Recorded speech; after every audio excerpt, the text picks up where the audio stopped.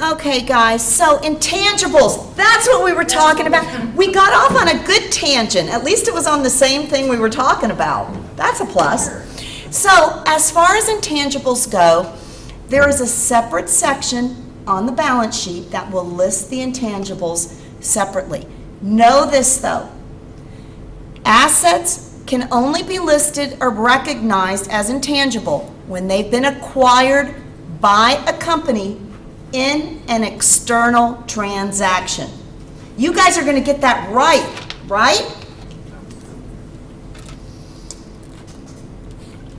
So, basically, intangible assets with indefinite useful lives are basically goodwill.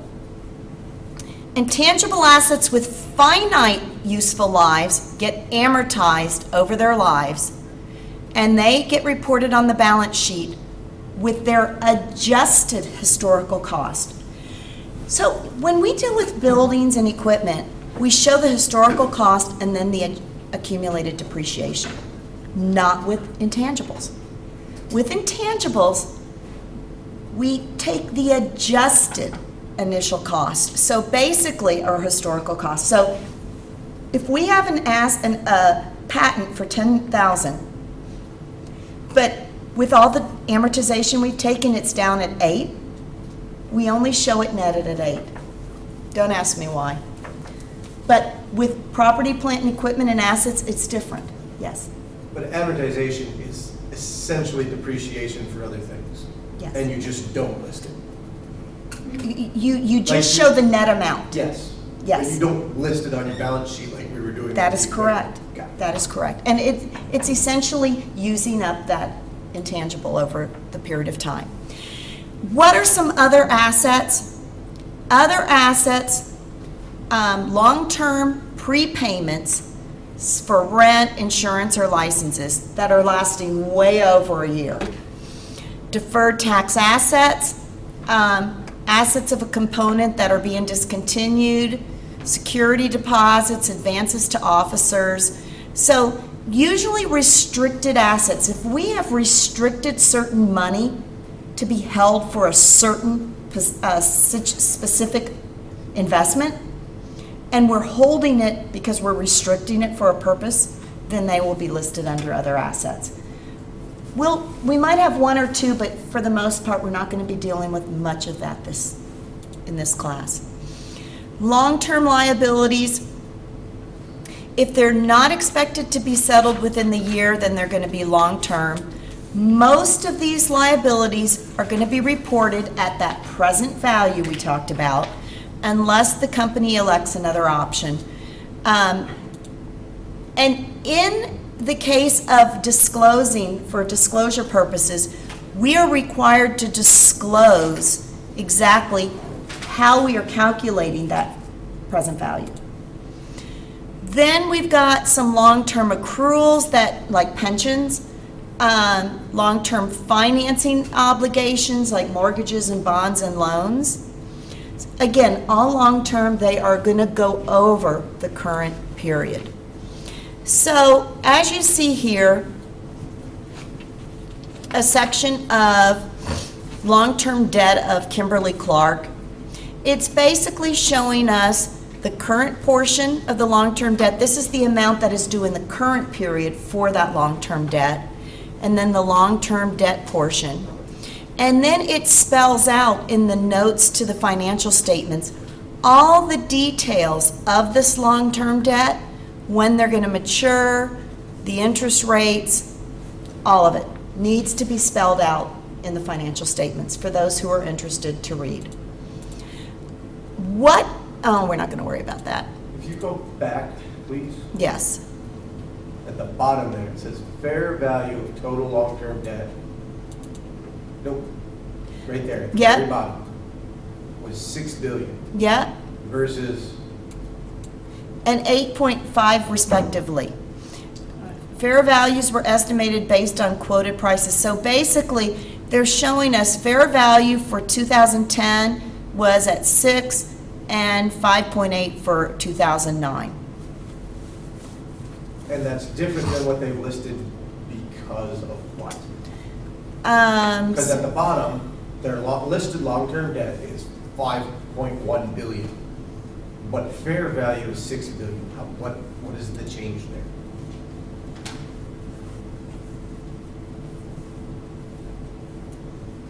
They're not using the fair value, Yeah, they must not be Yeah, using that yeah. option. But they're probably, just Expected historical to- cost versus. Just present value of what, Well, If they're not what is it? using the fair Okay, value, let's see. it's- Why is book value and fair value different? Kimberly-Clark has long-term debt with a book value of 5385 and a fair value of 6 billion.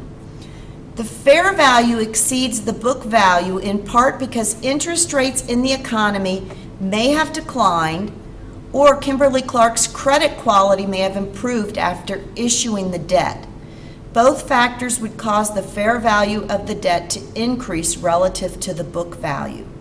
So basically, the fair value of the debt probably, the debt was at a much higher interest rate, and so spreading it out for what it's going to be when they finally pay it all off at 6 billion. To me, again, I don't really know this very well, to be real blunt with you. But I'm going to learn it alongside you, this part. They said, you said that they have to disclose how they figured out that amount. Exactly. Is that? So, in yeah, here, and or that's would it have to be in the basically- statement, or is it yep. those?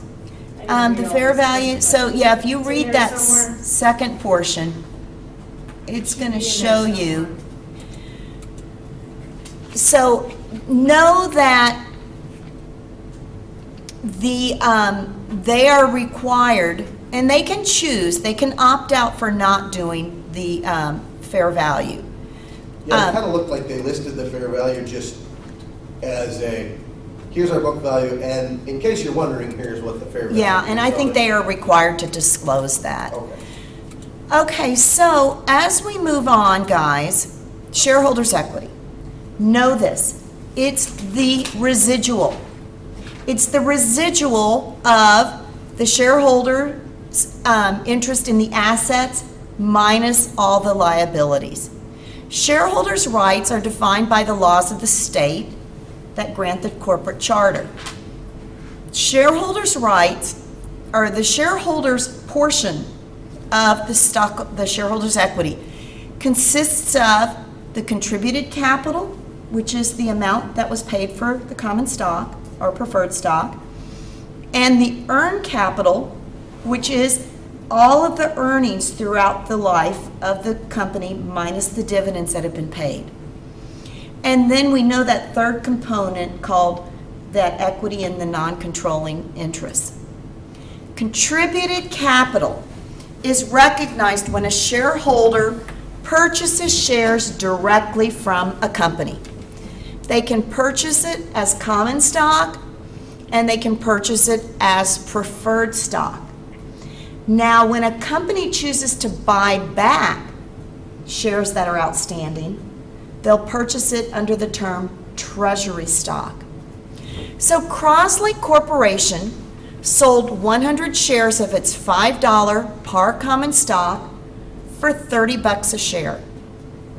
The journal entry to record it, and this is real important, we always split out the par value, and then the additional paid-in capital is listed separately. So this stock was purchased for $30 a share. So really, $3,000. But we list the par value of that common stock, 100 shares at $5 par, or $500, and then the additional amount they paid for that stock goes into additional paid-in capital on the common stock. Does that make sense? Earned capital is going to be the retained earnings and the other comprehensive income. So retained earnings is all the corporate net income, but hasn't been distributed. So it's going to be all the earnings minus any distributions that have been distributed. Accumulated other comprehensive income is various other comprehensive income we need to report in retained earnings. And then also any of those non-controlling interests in other companies. when there's less than 100% ownership gets put in this equity section also. We need to report disclosures showing the changes of shareholders' equity. As you can see here, a statement of shareholders' equity, they break it down. They show the beginning balance at the beginning of the year, the changes that have happened during the year, and the ending balance. So we can see here with this Karen Manufacturing, more common stock was issued. $6,500 at the par value, the excess additional paid in capital, 35, so they basically sold 37,000 of additional common stock. We see the net income less the dividends they paid out. We've got some OCI, unrealized gain in some fair value of available for securities. So what's happened here? Let's say we have available for sale securities, and their value as at the end of the period increased $2,000. We increase that fair value, but we don't recognize it as income really because we haven't sold it, but we need to treat that portion as a part of OCI. It goes into our retained earnings. So this allows you to see at the start of the year our shareholders' equity, and then at the end of the year and the changes that affected it. Okay? How you guys doing? We okay? So there are various other balance sheet disclosures that you can look at, contingencies that we're going to talk about later, and various accounting policies that the company adheres to need to be disclosed.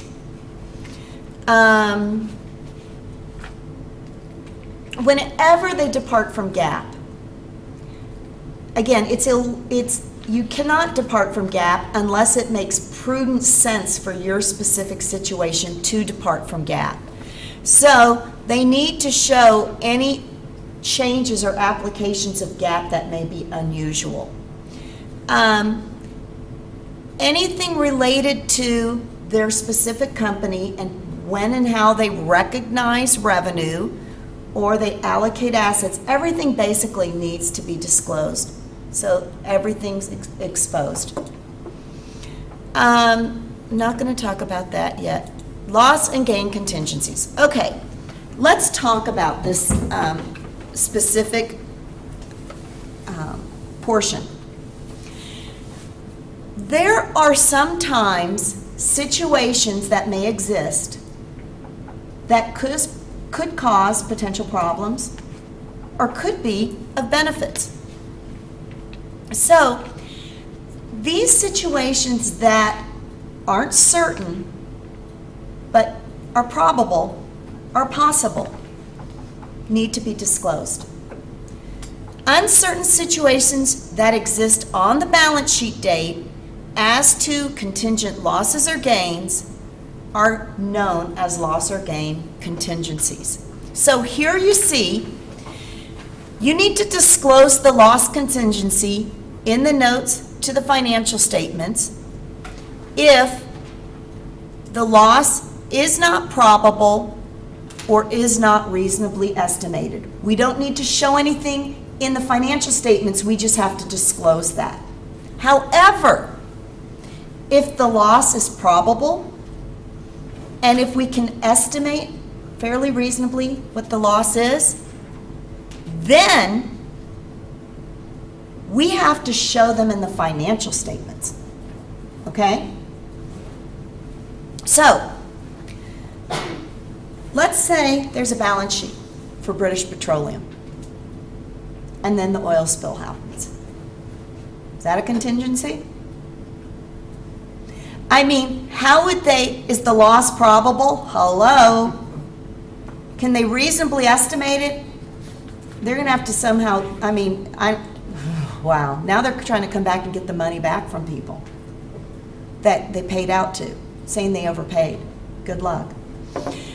But in a case where the loss is probable and they can reasonably estimate the loss, then they need a report.